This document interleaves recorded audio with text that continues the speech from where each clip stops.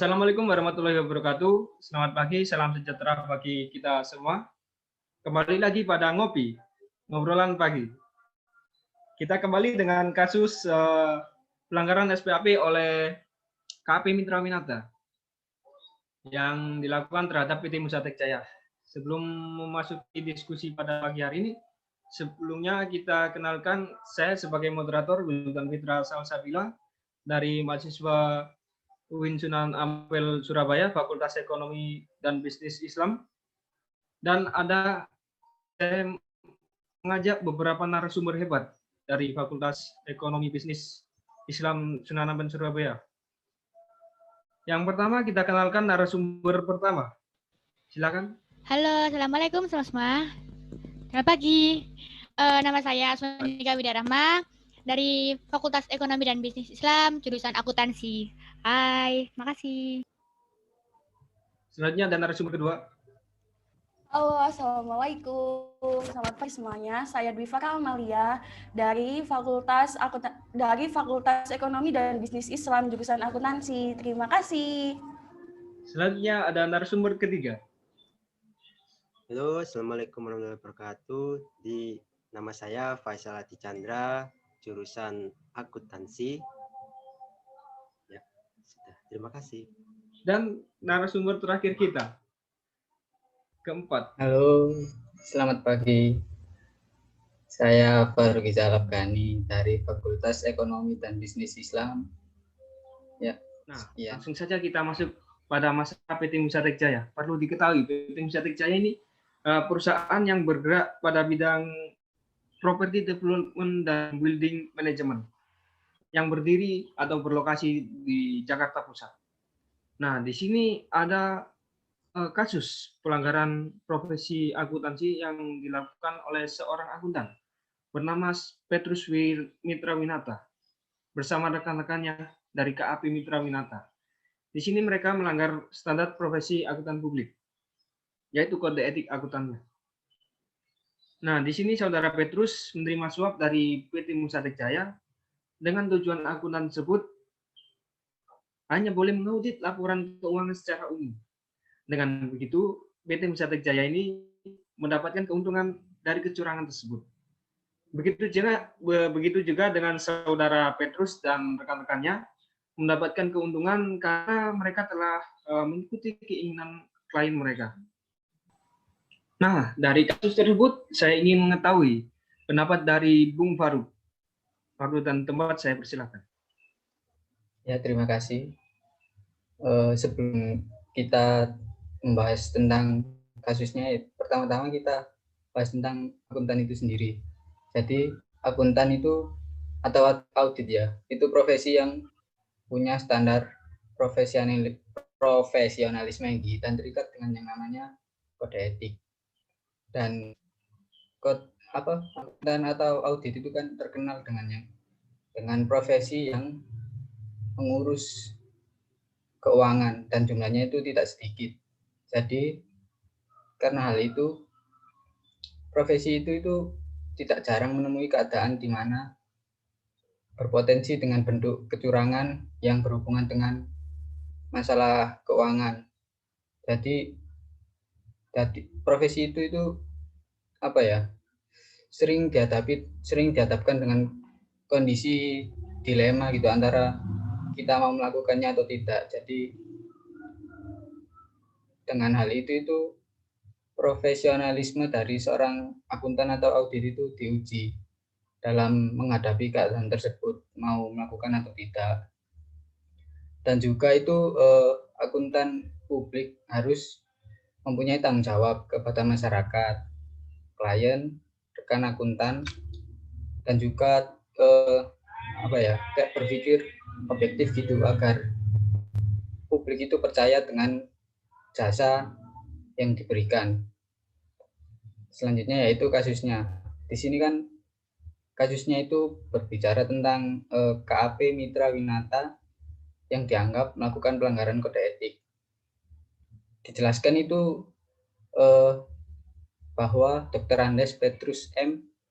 Winata dari KAP Dr. Andes Mitra Winata dan rekan partisinya itu dengan sengaja kerjasama dengan kliennya yaitu PT Muzatek Jaya untuk melakukan rekayasa laporan keuangan. Jadi hal itu jelas melanggar kode etik akuntan, khususnya SPAP atau standar profesional akuntan publik. Ya, cukup seperti itu sih. Baik, terima kasih atas pendapatnya Bung Faru. Saya sedikit menggarisbawahi bahwasanya KP Mitra Winata ini juga melakukan pelanggaran kode etik tentunya dalam melakukan pekerjaannya. Selanjutnya saya ingin mengetahui pendapat dari sudut pandang saudari ini kan. Tempat dan waktu saya persilakan. Terima kasih waktu dan tempat yang diberikan. Di sini saya akan menambahkan jawaban dan pendapat dari saudara Faruk. Menurut sumber yang saya baca, akuntan publik Petrus Mitra Jaya ini adalah auditor independen, yaitu di mana auditor profesional yang menyediakan jasanya kepada masyarakat umum, terutama dalam bidang audit atas laporan keuangan yang disajikan oleh klien pada PT Muzatek Jaya. Tetapi, ia telah melakukan kecurangan terhadap pengauditan laporan keuangan tersebut. Lah, namanya juga melakukan kecurangan, ya otomatis ada hukum dan sanksi yang diberikan kan. Dan sanksi yang diberikan itu dikhususkan agar nantinya dapat menimbulkan efek jerah pada auditor dan tidak dicontoh oleh auditor-auditor yang lain. Kemungkinan itu auditor juga lebih menjaga profesionalitas atas auditornya itu sendiri. Terus sanksinya berupa apa bisa nanti dijelaskan oleh teman saya. Terima kasih, itu saja yang mungkin dapat saya sampaikan. Terima kasih saudari Niken. Yang tentunya yang dapat saya garisbawahi di sini auditor yang baik tentunya itu harus menaati prinsip dari auditor kan. Nah, yang saya ketahui kalian sebagai seorang akuntan tentunya memiliki sikap dan etika yang diatur oleh YAI dalam menjalankan pekerjaan kalian. Nah, yang dimana sebagai akuntan profesional ini diharuskan untuk mematuhi prinsip-prinsip fundamental. Nah, mungkin bisa dijelaskan oleh saudari Farah dan Bung Faisal. Baik, atas waktu dan tempat yang telah diberikan, saya di sini akan menjelaskan tentang prinsip-prinsip yang harus dimiliki oleh akuntan profesional. Ada 5 prinsip, namun di sini saya akan menjelaskan 3 prinsip saja, sisanya bisa dijelaskan oleh narasumber yang lain. Jadi prinsip yang pertama itu ada integritas, di mana akuntan profesional itu harus bersikap jujur dalam semua hubungan profesional dan bisnis, harus lurus atau tidak berbelok ke kanan dan ke kiri, lugas dan jujur dalam semua hubungan profesional dan bisnis. Prinsip yang kedua, objektivitas, di mana tidak membiaskan biar benturan kepentingan atau tekanan pihak lain menghilangkan kearifan dan akal sehat profesional dan bisnis. Jadi seorang akuntan yang profesional itu tidak boleh membiarkan hal-hal biasa terjadi. Tidak boleh membiarkan terjadinya benturan kepentingan.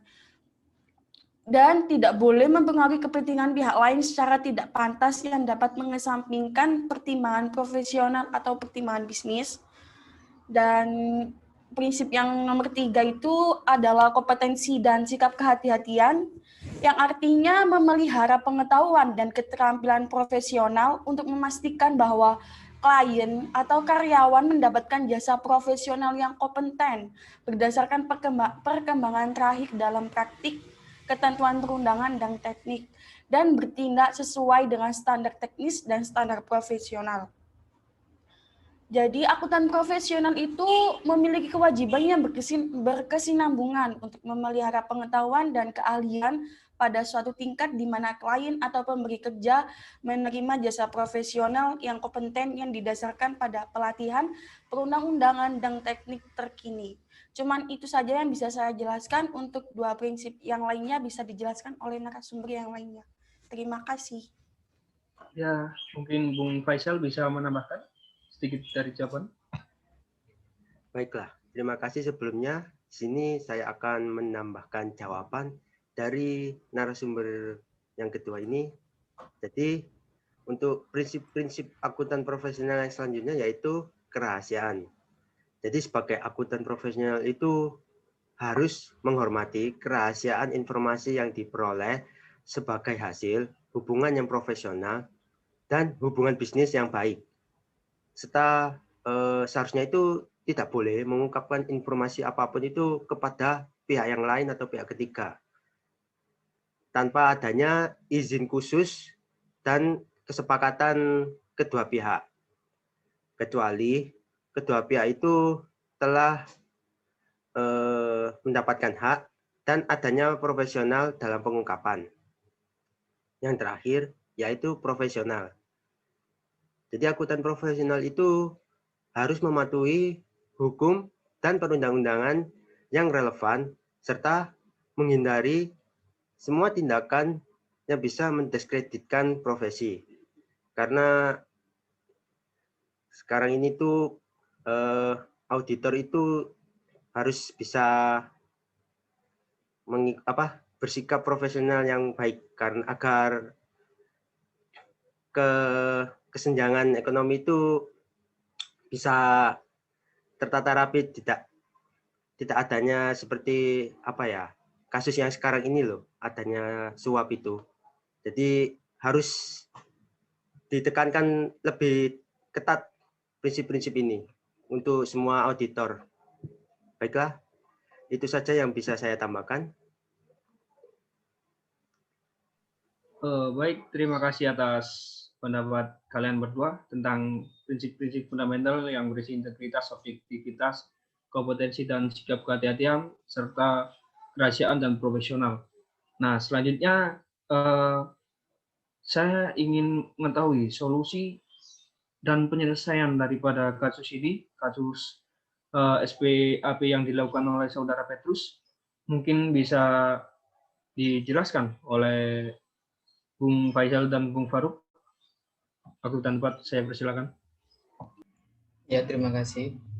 Jadi saya akan jelaskan sedikit tentang penyelesaian kasusnya. Jadi setelah adanya kasus tersebut, Menteri Keuangan itu langsung memberikan sanksi kepada Dr. Andes Petrus M. Winata dari KAP Dr. Andes Mitra Winata dan juga rekan-rekan yang ikut terkena kasus tersebut.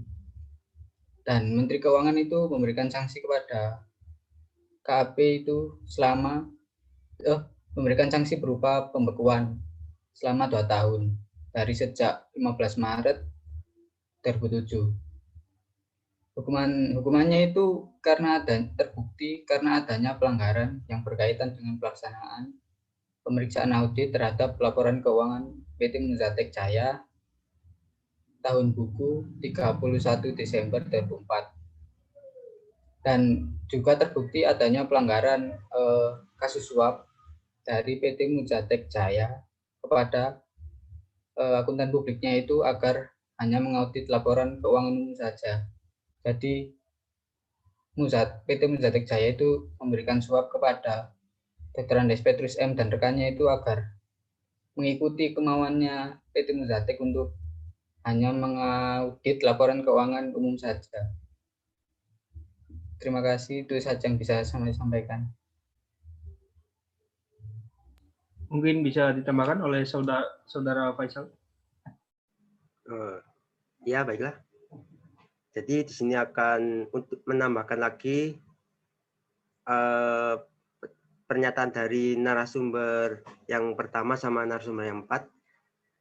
Jadi untuk hukumannya itu untuk akuntan publik Petrus Mitra Winata ini akan diberikan sanksi hukum yaitu pembukuan izin oleh Menteri Keuangan yang sudah dikeluarkan sesuai dengan keputusannya pada nomor 423 KMK 06/2006 yaitu tentang jasa akuntan publik dan juga sanksi sosial. Jadi di sini beliau seharusnya dilarang untuk memberikan jasa atestasi termasuk audit umum, review audit kerja, dan audit khusus. Dan juga seharusnya tidak boleh untuk menjadi pemimpin rekan atau pemimpin cabang KAP. Meskipun begitu, ia harus bertanggung jawab atas jasa-jasa yang telah ia berikan, serta harus memenuhi ketentuan dalam mengikuti pendidikan profesional berkelanjutan atau PPL, di mana agar bisa menjadi yang lebih baik lagi. Ya, begitu saja yang bisa saya tambahkan. Terima kasih.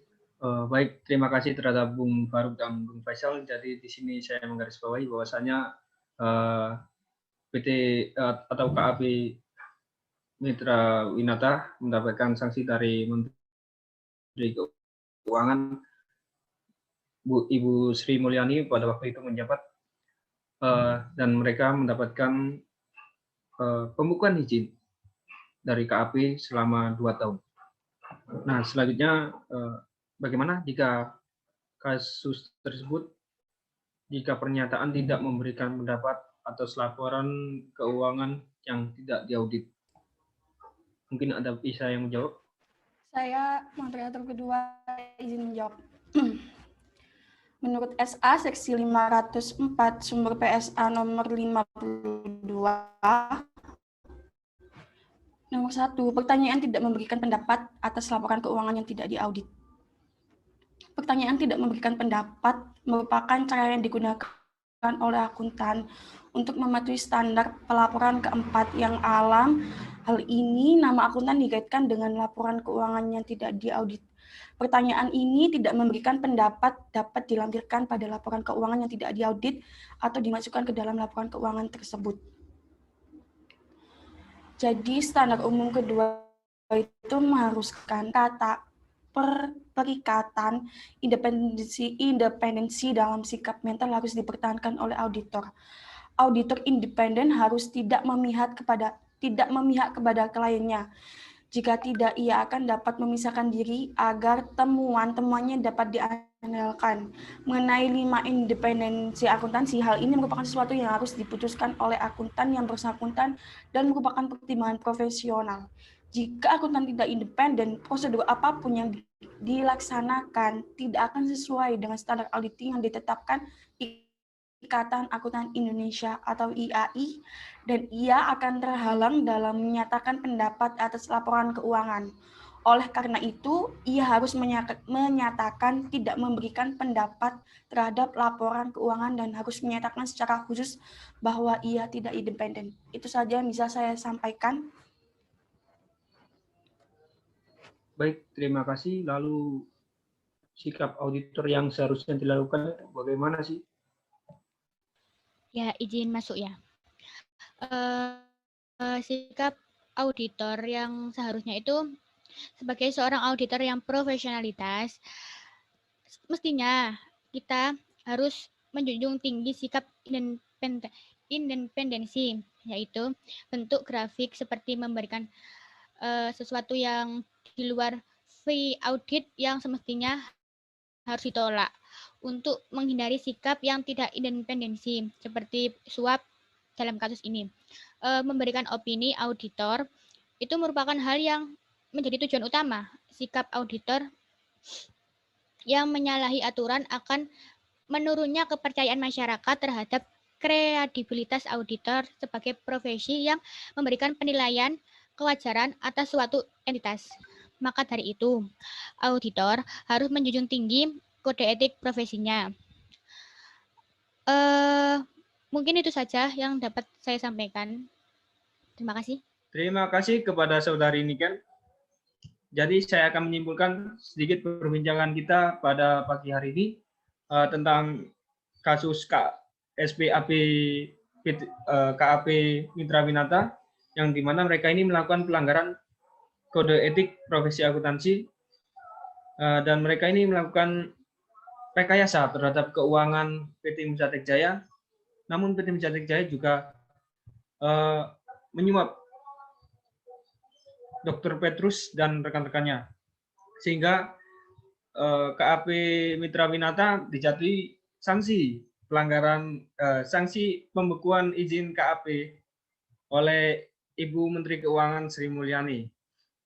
Sekian pada diskusi pagi hari ini, dan saya ucapkan terima kasih kepada narasumber-narasumber yang sudah berpartisipasi pada diskusi pagi hari ini. Untuk penonton jangan lupa like dan subscribe, kalau perlu komen.